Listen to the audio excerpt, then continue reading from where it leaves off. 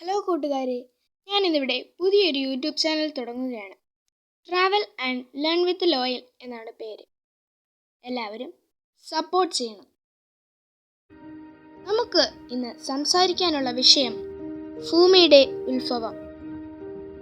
മനുഷ്യൻ തൻ്റെ കണ്ണുകളാൽ കാണുന്ന ആകാശവും നിലത്ത് ചവിട്ടുന്ന മണ്ണും സ്പർശിക്കുന്ന കടലും ശ്വാസം വലിക്കുന്ന ആ വായുവും ഇതൊക്കെ എങ്ങനെ വന്നുവെന്ന ചിന്ത ആയിരക്കണക്കിന് വർഷങ്ങളായി മനുഷ്യ മനസ്സിനെ അത്ഭുതപ്പെടുത്തുന്ന ഒന്നാണ്.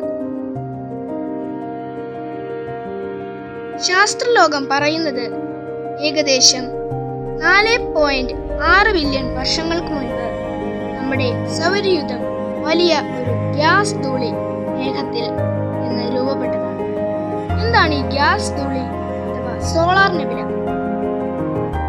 സോളാർ നെബുല സൂര്യനും ഗ്രഹങ്ങളും ഉണ്ടാകുന്നതിന് മുൻപ് ഏകദേശം 4.6 ബില്യൺ വർഷങ്ങൾക്ക് മുൻപ് വലുതായ വാതകവും പൊടിയും നിറഞ്ഞ ഒരു ഭ്രമണമേഘം ബഹിരാകാശത്തുണ്ടായിരുന്നു. അതിനെ സോളാർ നെബുല എന്ന് പറയുന്നു.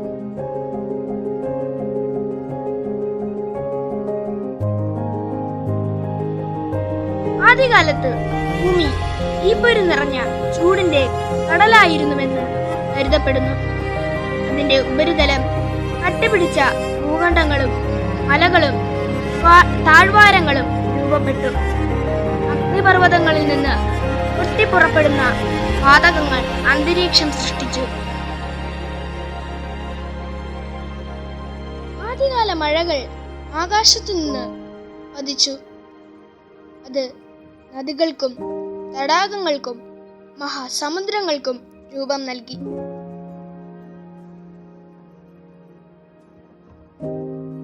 ശാസ്ത്രജ്ഞർ പറയുന്നത് പോലെ ഭൂമിയിലെ ജീവന്റെ വിത്തുകൾ സമുദ്രങ്ങളിൽ നിന്ന് പിറന്നതാണ്.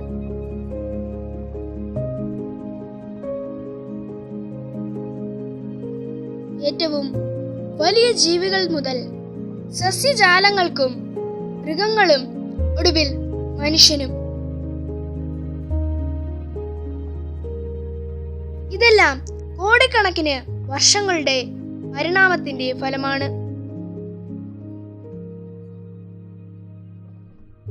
എന്നാൽ ശാസ്ത്രത്തിനു പുറമെ വിവിധ സംസ്കാരങ്ങൾക്കും മതങ്ങൾക്കും ഭൂമിയുടെ ഉത്ഭവത്തെക്കുറിച്ച് സ്വന്തം കഥകളുണ്ട്. ചിലർ വിശ്വസിക്കുന്നത് ഭൂമിയെ സൃഷ്ടിച്ചത് ഒരു ദൈവശക്തിയാണെന്ന്.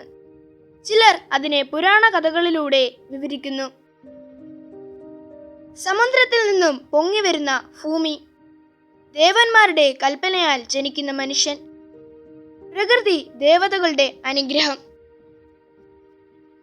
ആയാലും ഭൂമിയുടെ ജനന കഥകൾ എന്തായിരുന്നാലും അത് നമ്മെ പഠിപ്പിക്കുന്നത് ഒരു മഹത്തായ പാഠം ഒരേ ഒന്നാണ്. അത് ഒരു വലിയ വിലപ്പെട്ട സമ്മാനമാണ്. കോടിക്കണക്കിന് വർഷങ്ങളുടെ പരിശ്രമവും മാറ്റങ്ങളും അപകടങ്ങളും അതിജീവിച്ചാണ് നമ്മുടെ ഭൂമി ഇന്ന് ഇവിടെ നിൽക്കുന്നത്. ഇപ്പോൾ നമ്മൾ മാലിന്യങ്ങൾ കടലിലേക്ക് തള്ളുന്നതും പുറത്തേക്ക് വലിച്ചെറിയുന്നതും ഭൂമിയോട് ചെയ്യുന്ന വലിയൊരു തെറ്റാണ്. ഇത്രയും പറഞ്ഞുകൊണ്ട് ഞാൻ എൻ്റെ വീഡിയോ ഇവിടെ നിർത്തുന്നു. നന്ദി.